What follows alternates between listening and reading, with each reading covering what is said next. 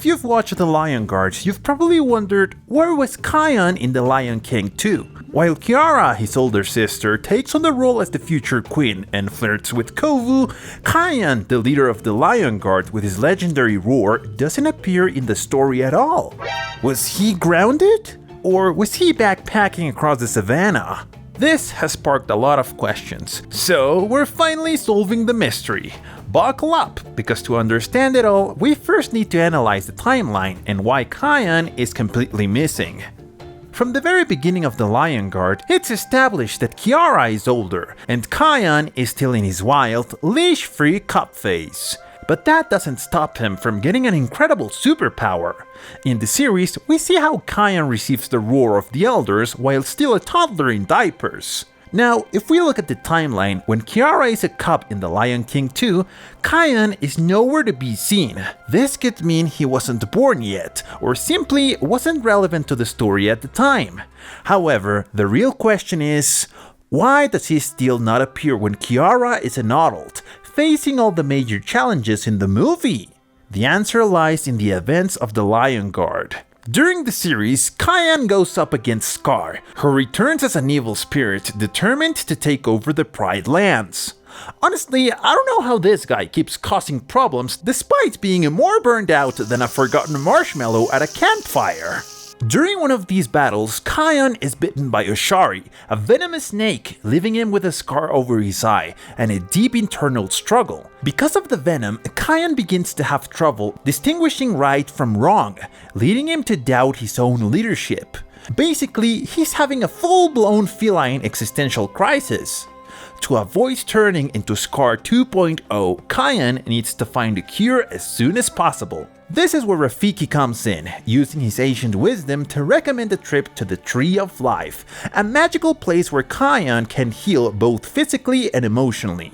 This journey takes him far from the Pride Lands, and it's anything but a relaxing getaway.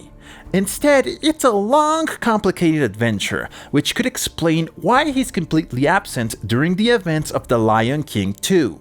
At least during the trip, Kion and his team make new friends, enemies, and have tons of adventures. But of course, they eventually reach the Tree of Life. This takes us to Kion's training at the Tree of Life. When Kion finally arrives at the Tree of Life, he meets Renee, a legendary lioness who teaches him to control his roar like a true Jedi Master. Over time, Kion develops a bond with her, one that goes beyond just teacher and student, making him question his place in the world. Here, Kion also encounters the spirit of the past Lion Guards and undergoes special training to master his roar and learn to lead without relying entirely on his power. Meanwhile, back in the Pride Lands, The Lion King 2's drama is in full swing. Zira and her rebel lions decide it's the perfect time to overthrow Simba. Kiara and Kovu, who honestly could have their own teenage romance drama, end up solving everything and uniting the prides. And while all of this is happening, Kion is still on his own journey of self-discovery, which perfectly explains why he's missing from the movie without the need to mention him at all. But don't get ahead of yourselves, things are about to get even better. After completing his training and healing from Oshari's bite, Kion finally decides to return to the Pride Lands. And this is where everything clicks into place. By the time Kion returns, Kiara and Kovu are already adults, and the whole conflict with Zira is over. This means, yes, Kion was already born during The Lion King 2, but his absence is explained because he was at the Tree of Life, dealing with his own problems. When he returns, he realizes that everything has changed. His sister Kiara and Kovu are now adults, and the Lion Guard has been reformed by Vitani, who now leads a new team with her own style. At this moment, Kion understands that he no longer needs to rely on the roar of the elders to be a leader, and that his path is different from what he originally imagined. Instead of reclaiming his old position, he chooses to pass the roar on to Vitani and return to the Tree of Life, where he becomes king alongside Rani. This ending reinforces the idea that Kion has his own independent story, one that complements but doesn't interfere with what happens in The Lion King 2.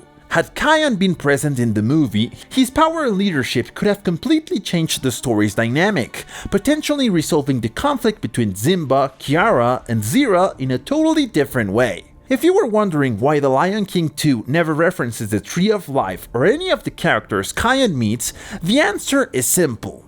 Adding more characters and subplots would have been like throwing extra ingredients into an already complicated recipe. And let's be real, Kiara and Kovu's story had enough going on without their little brother showing up and roaring like a stadium horn.